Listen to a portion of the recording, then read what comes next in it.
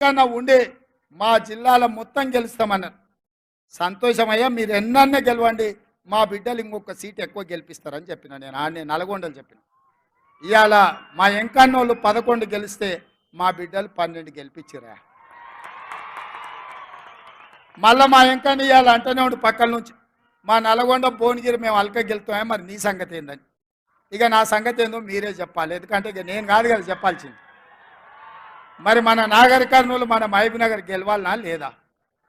మరి గెలవాలంటే ఎవరు కష్టపడాల్సింది? మన 12 మందిని గెలిపించింది మీరే కదా. మరి రేపైనా ఈ 2 గెలిపించాల్సింది, తెలంగాణలో 14 గెలిపించడానికి ఆశీర్వదించాల్సింది మీరే కదా మిత్రులారా. ఇవాళ నేను ఒక్కటే మాట చెప్పదలుచుకున్నాను. 94 నుంచి 2004 వరకు తెలుగుదేశం పార్టీ అధికారంలో ఉంది. 2004 నుంచి 2014 వరకు డాక్టర్ వైఎస్ రాజశేఖర రెడ్డి గారి నేతృత్వంలో కాంగ్రెస్ అధికారంలో ఉంది. 2014 నుంచి 2024 వరకు చంద్రశేఖరరావు టీఆర్ఎస్ పార్టీ అధికారంలో ఉంది. ఇవాళ ఈ వేదిక మీద నుంచి చంద్రశేఖరరావు మందేసినవో మందేయలేదో నాకు తెలియదు, నువ్వు పండుకున్నావో పండుకోలేదో నాకు తెలియదు.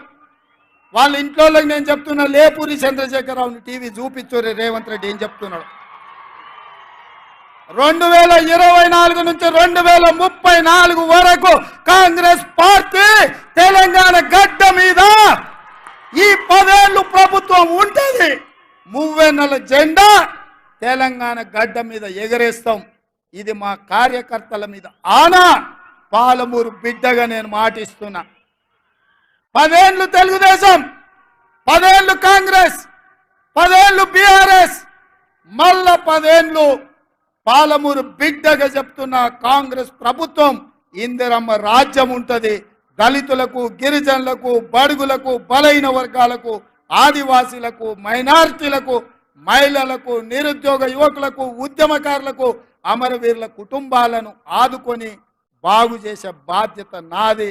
పాలమూరులో ప్రతి ఎకరాకు నీళ్ళిచ్చే బాధ్యత నాది.